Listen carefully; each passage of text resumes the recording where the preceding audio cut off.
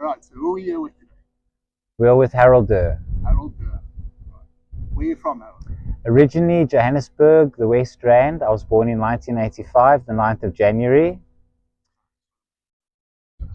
So I am almost 40, and I would hope to believe that life begins at 40, as many people say. Good too. How was your childhood? Um, I had the good of it and the bad of it. Look, my parents were not bad parents. I try to love everyone. I try not to have enemies, although I have held grudges. No one's perfect. My parents did fight a lot, but just verbal abuse towards each other. And that was something that I believe, I don't blame them for it. They had their own issues. Um, but that was hard. Then at the age of 13, we went to Germany. I was 13. Um, I was at a Deutsche International School. So I was in the German class for foreigners. There were a few Russians. There was Iraqis. I became very good friends with the Iraqis. Americans from the army base close by in Heidelberg, Germany. We stayed at the Max Planck Institute, where my father was a professor in biochemistry. And that was also, strange enough, the first time I used the internet. And I couldn't believe that someone could actually chat on the internet.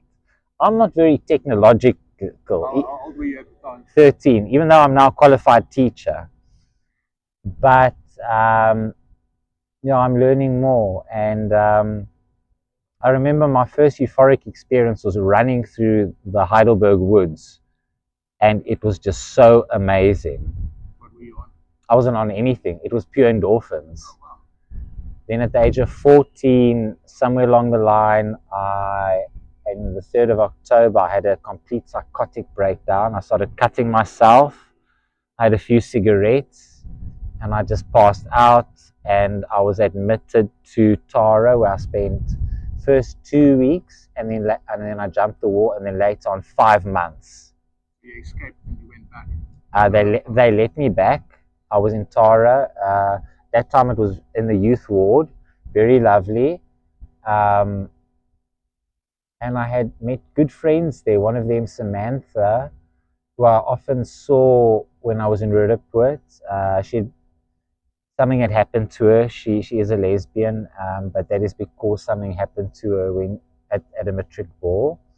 A lovely friend, a lovely girl. Also another one, Charlene, Jackie.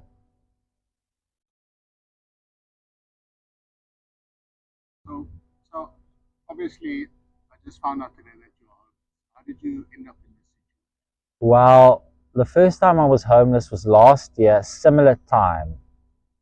My mother stays in an annex, and opposite her is the mother of her daughter is also homeless. One day, I was staying at the Caltex garage for two nights, and then my mother made a prayer while we were walking down from the park, and then she went back into the annex, and she had to pass me something through the side gate. I had no idea why they were taking so long. But Debbie said, so this was an answer to prayer, that she'd said Harold can't be in the elements. She's going to get Tyron and Genevieve to come and get me. And I still remember them walking there, and they were very good to me. I did have my cell phone taken that time. I think that's the only thing. But God protected me every morning I was homeless. I was never raped. Stuff was stolen, but I can let go of worldly things. This time as well, cell phone. It's not that the KY jacket was a lot, but it was sentimental to my mother. Also, a travel bag, which didn't cost anything, which someone told me sold for 100 Rand. He apologized. Then also I realized my library card. That's why I didn't understand why I couldn't go, and I was looking everywhere for it, because I could have made my CV right, updated it at the library. But they did take out books, so I have to go to the library and just tell the library about that. So you used to be a professor? Or a No, no, no. teacher? My father was a professor. My father was a professor. I've just got a Bachelor of Education, intermediate and senior phase. But I've got a world of, I start well and I begin well. I've worked at one government school, the rest have all been small private schools. What do you mean by you start well and you end bad? I always start well as a teacher, doing my best, giving my best, but at the end,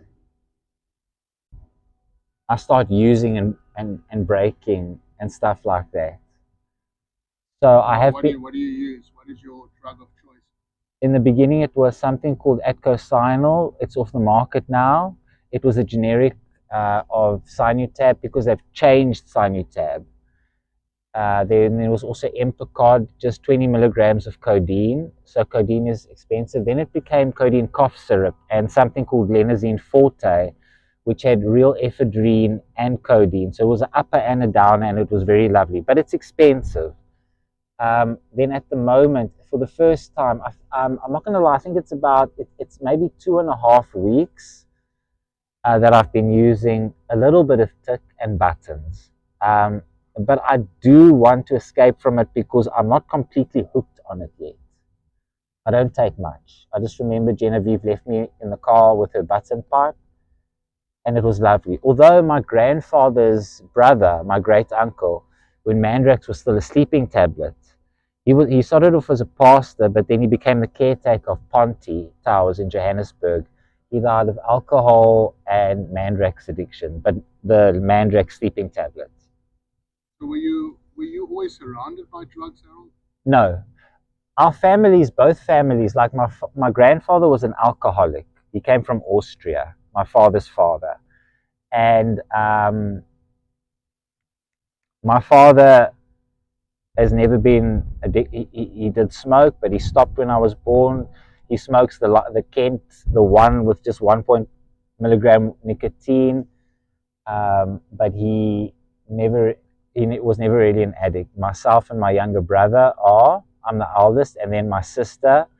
Um, she's the best of all of us, the one I prayed for. She even became a lecturer at Monash in South Africa, in Gauteng, before she moved to Israel. Where's your brother and sister My currently? brother is in Mossel Bay. My sister is in Israel, 30 kilometers outside of the war zone.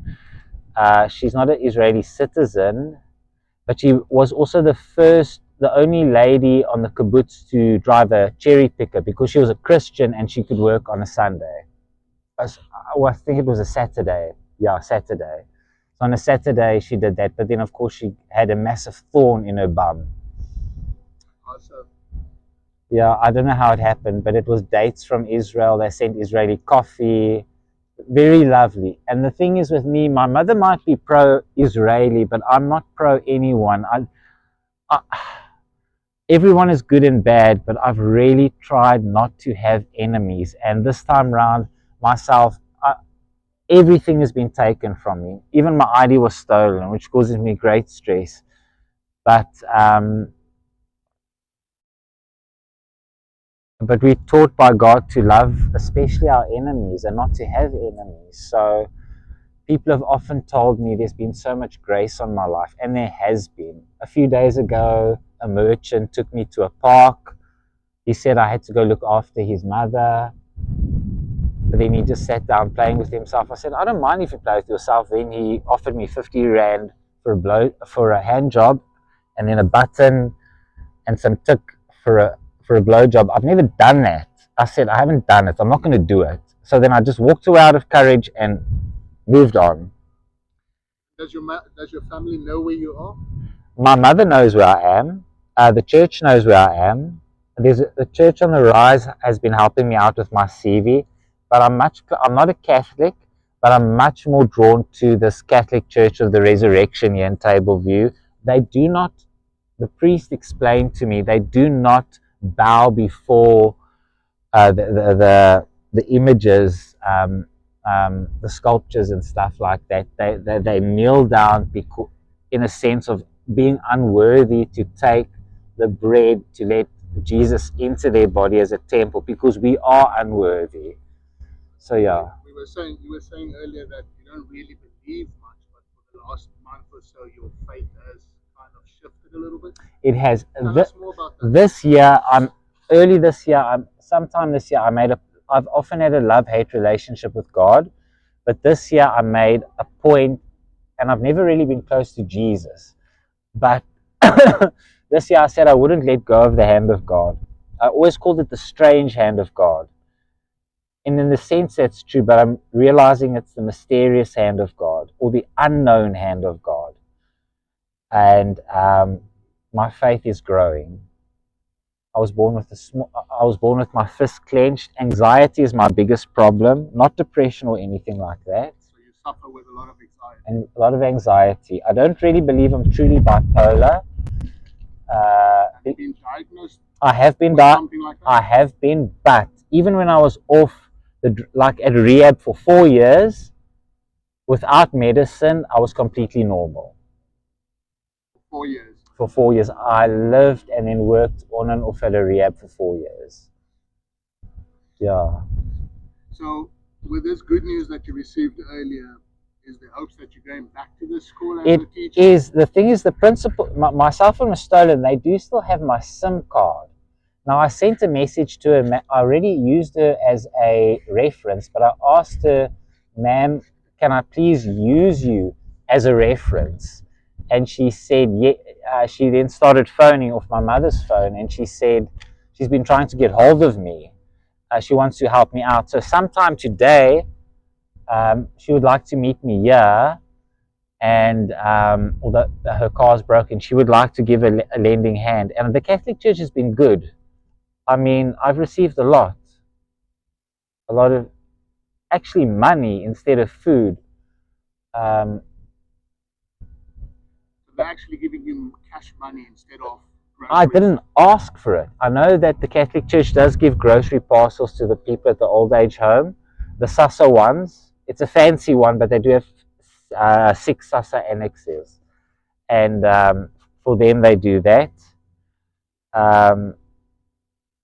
I just find a lot of peace there, and especially because you can go there every day except Monday. Monday is the priest's day off. Right, so let's close it off. Do you have any words of inspiration or wisdom or something that you've learned from being on the streets that you would like to share with the viewers? Yes, there's a passage that, you eat like a broken jar of clay. When I see the homeless people picking up things which they sell, often there's been laptops and chargers just given and left inside. Brand new clothes. I have a shirt here that's brand new shirt left in the dustbin. Someone else's trash. Because when you are very rich, you stop appreciating that. It was like that for me. I can't say that I appreciated my education because I was being given things. And at the moment, I'm struggling with the scurrying thing. I don't want to be big at the robot, but I have been doing it. Just as a start to have some kind of contribution. And how do you find doing that with all that anxiety built up in you? I'll be honest with you, sometimes I take a 20 Rand vodka. I know it's not right, but not always. When a friend, Lisa, goes there, then I will immediately go with her, and it's nice to do it with somebody. Who's Lisa? Someone you met recently? I knew her last time. She's also one of the street ladies that are in the area that I've got contact with, and she enjoys the robots. And then I just want to say one thing, that I met a colored lady called Vilma, and I haven't been with a lady for a long time, but just the week with her was lovely. And that's the one good thing that happened to me on the street. She's also on the street. Yeah, I think she stays at the soccer field somewhere. But the point is that just try to appreciate what you have. Try to be positive. Never lose hope. This is the Jubilee year of hope. There's hope for everyone. And try to give. Even when you have nothing, try to give. Also, when someone offers you a gift, don't say you don't want it. I said to the priest, Father, this 200 Rand is too much. I shouldn't have said that. He gave it to me. It helped me out. I didn't have to go to the robots that